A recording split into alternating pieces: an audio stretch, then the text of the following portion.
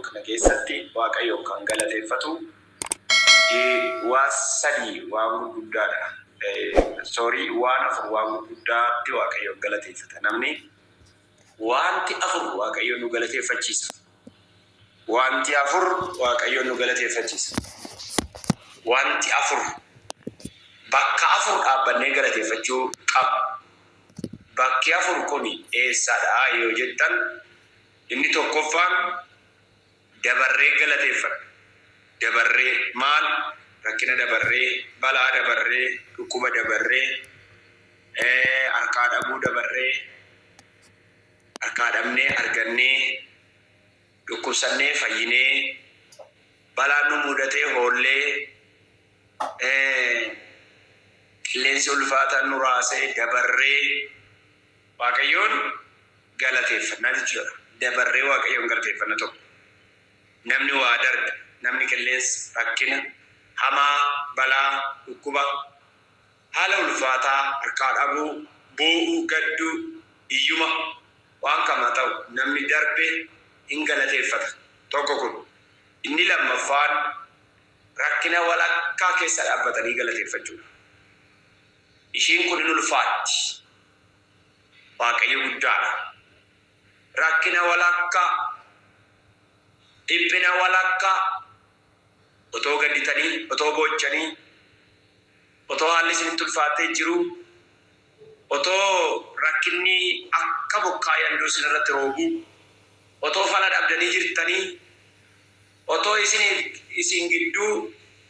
du'a gidduu tarkaanfiin tokko hafeetii jiru, yaa Waaqayyo galatoo jechuun baay'ee cimaadha. Kana kan argitan macaafa qulqulluu keessaa hojii ergamootaa 16 gaafa dubbistan rakkina ulfaataa indillaa lama gidduutti hidhamanii imimmaan isaanii dhangalaasaa akkasuma immoo madaanii reebamanii tumamanii dhugaadhaaf reebamanii rakkina ulfaataa keessaa halkan walakkaa rakkina gidduu dhaabbatanii boo'icha gidduu dhaabbatanii waaqayyoon galateeffatanidha. Phaawulosiif Sillaas hin galateeffatani. Ambaaqoo boqonnaa 8 gaafa dubbistan nama rakkina keessa dhaabbatee galateeffatu tokko argitu. Rakkina keessa dhaabbatee waaqayyoon galateeffata. Daani'elin yoo argitan fuula isaa duratti bileenca beela'eetu isa eegaa garuu waaqayyoon hin galateeffate hin kadhates jedha. Kanaaf yeroo tokko namni ishii lammaffaa kana hin danda'u. Rakkina keessa dhaabbatee, rakkina walakkaa keessa dhaabbatee yaa Waaqayyo galanni siif haa ta'u jedhu hin gunguma malee nagattee ani sitti amanannaan, na dhiiftee ani sitti amanannaan, na biraa deebitee salphinatti na kennitee anillee si nama nadhee ati immoo nagatte ka'a jedha malee rakkina keessa dhaabbatee namni, dhiphina keessa dhaabbatee namni Waaqayyoon hin galateeffatu. Macaafa qulqulluu kana keessatti galateeffannaa lammaffaa kanatti argitu. Inni sadaffaanii utuu itti seenin rakkinni utuu dhufin balaan utuu dhufin Yesus ጌታን ገለቴፈችው ሳይመጣ ችግሩ ሳይመጣ ምንም ገለቴፈችው ኡሪማሊን ኦማዩ ሲንታኒ ኦምቱ ሲንታኒ አከሱመት ዋሲ ተይዝሚት ዋንደ በርቴፊኒ ዋረክነ ከስ ይቱ ቪዲ ነው ይዘደፋሙኒ በቃ እግዚአብሔር እንደዚሁ አከረው ይሰገለች ፈኑን በርባ ጫፉ ሁሉ ኪሰት አጠኔ ጋር አብሩ ቢስተሪ መጃብ ሁሉ ሆነ ከዛ ኢሳያስ አፍርታም ይሰሪ ለቆስ ይደብይቶ አኒ ነማ ከነኑ መደፍ አከኒ ነገለተ ይፈቱ ፈኔ ኩሪም በአከስበት ዋቀየ ዋቀተ ኡሳ ቆፋፍ ገለተ ሰራ በርባ ይሄ እንደውም አንደኛ በቃ ይሄ በሰራ በርባ ዋቀየ ነመታቴ አፉራ ኬ ከነ አፉራ ፎንኬ ከወልኬ ሲራጂ ሰኝ ዋቀየ ኢሳ ዋቀየ ከነ አክመት ገለተ ይፈቱ ሰደፋ ከረቱ ሲምፕል እንደው ጫለስ ተገለተ ይፈቱ ሃሌሉያ ሂመ ገለተ ይፈቱ ሂመ ገለተ ይፈቱ ገነመ ባቴ ገለኒ ሲፋቱ ራፍቴ ገለኒ ሲፋቱ ሳዲ እንደሚያፈር ጉቱ ገለኒ ሳ አፋን ከኬስ እንገለተ ይፈቱ የምስጋና ሰው ማለት ይሄ ገለተ ይንገለተ ይፈቱ ንሰደፋን ኩሊ tuam akkasumat umaan wajjin waliin qabatu sababa tokko malee waaqayyoon galateeffatu maaliif jennaan nama kanan uumman nama kanan tolfadhe waaqayyo akka inni na galateeffatuuf akka inni ulfina laalaatuuf akka inni na galateeffatuuf fedhe gooftaan kanaaf yeroo hundumaa waaqayyoon galateeffachuu akka qabnu maqaan gooftaa bara baraan ulfaatu kanaaf jireenya keessatti galateeffadhaa isiniin jechuu barbaadetanii waaqayyoon galateeffadhaa waaqayyoon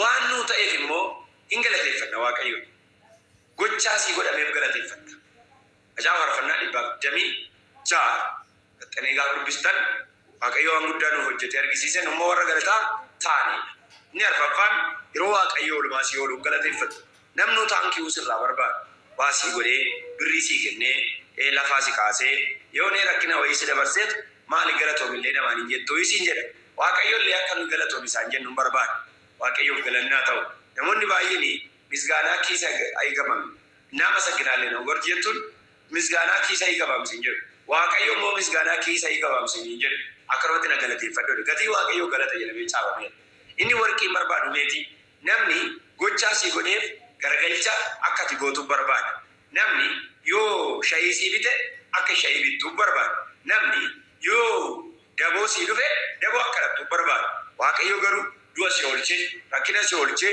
rakkina keessaa si baasee si eebbisee si guddisee akkanumatti na galateeffadhu omaanaan deebiin galata duwwaa sirraa barbaada akkanumatti akka nu waaqayyoon galateeffannu waaqayyoo hin barbaada jechuudha egaan bakka itti waaqayyoon galateeffannu bakka arfan kanatti namni galata waaqayyoo nyaachuun qabu jechuudha tarii waaqayyoo galata sinirraa qaba tarii waaqayyoo oolmaa sinii oolee sin dabarsee waan baay'ee sinii godhee qabxii arfana nama dubbadhe kana keessatti waaqayyoon hin galateeffattuu laata waaqayyoon hin galateeffattuu laata jireenya keessa waaqayyoon hin galateeffata haleluuyaa hin galateeffata waaqayyoon galateeffatanii beektu waaqayyoon macaafa arfanna macaafni Filippisi boqonnaa 4 lakkoofsa 4 yeroo hundumaa namni kana hin beeka hundi bifatasi በጌታ ደስ በሉ አሁንም ደግሜ ይላሉ ደስ ይበላቸው